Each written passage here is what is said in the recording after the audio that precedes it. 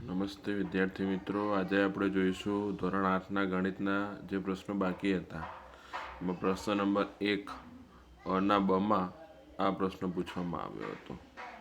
એમાં ત્રીજા નંબરનો છે કે જીએસટી વગર જેની કિંમત 13,000 રૂપિયા હોય અને 12% જીએસટી લાગતો હોય તો કિંમત શું થશે? તો 112% થાય.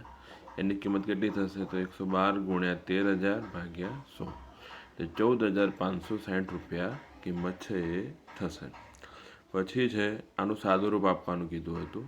ચલો 25 છે કોનો વર્ગ છે? 5નો વર્ગ છે. પછી 10ને લખી શકાય અવિભાજ્ય સંખ્યામાં 5 ગુણ્યા 2.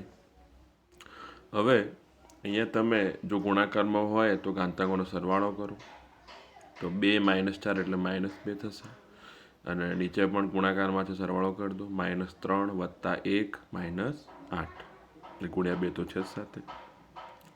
ઉપર -2 આવશે, નીચે શું થશે? -10 ગુણ્યા 2. હવે -10 છે ઉપર થશે એટલે +10 થશે ભાગ્યા 2 એટલે 5ની 8 ઘાત ભાગ્યા 2ની 1 ઘાત. એના પછી છે મહિપાલ છે એના ઓરડાનું ક્ષેત્રફળ શોધવાનું છે. બરાબર, તો સૌ પ્રથમ L, B અને H છે આપેલું છે. તો લંબઘન ઓરડાનું ક્ષેત્રફળ કેટલું થાય? તો LB વત્તા 2 કૌંસમાં BH વત્તા HL. હવે અહીંયા LB એકવાર કેમ લીધો? કારણ કે આપણે શું કરવાનો છે? રંગ કરવાનો છે ને રંગ હંમેશા નીચે તળિયા ઉપર થાય નહીં. એટલે આપણે LB કેટલી વાર લીધો છે? એકવાર લીધો છે. યાદ રાખવાનું કે જો રંગ કરવાનો ખર્ચ કીધો હોય તો તમારે તળિયા ઉપર કોઈ દિવસ રંગ ના કરવાનો હોય. એ જગ્યાએ તો ટાઇલ્સનો આપણે ઉપયોગ કરીએ છીએ. એટલે LB એકવાર આવશે અને BH અને HL 2 વાર આવશે. એ બધી કિંમતો મૂકશું એટલે 500 મીટર વર્ગનો એરિયા થશે. 100 મીટર વર્ગે 1 ડબ્બો વપરાય છે તો 500 મીટર વર્ગે 5 ડબ્બા વપરાશે.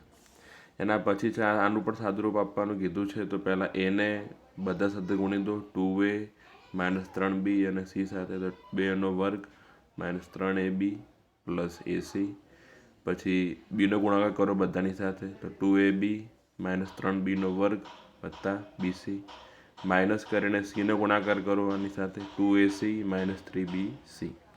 હવે કાઉન્સ છે ખોલી દઈશું તો અહીંયા માઇનસ ચિહ્ન છે એટલે શું કરવાનું? આપણે જે ટર્મ માઇનસ હશે એને પ્લસ કરી દેવાની, જે પ્લસ હશે એને માઇનસ કરી દેવાની. બરાબર, આ રીતે કરવાનું છે. તો -2ac અને +3bc.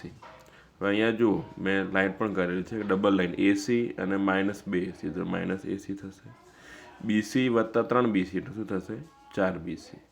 આ આપણો જવાબ આવશે. તો આ હતું આપણા ગણિતના ધોરણ 8ના ગણિતના પેપરનું પૂરેપૂરું સોલ્યુશન છે એ આપણી ચેનલ પર મૂકી દેવામાં આવ્યું છે. તો વધુને વધુ શેર કરવા વિદ્યાર્થી મિત્રો તમને ખાસ વિનંતી છે.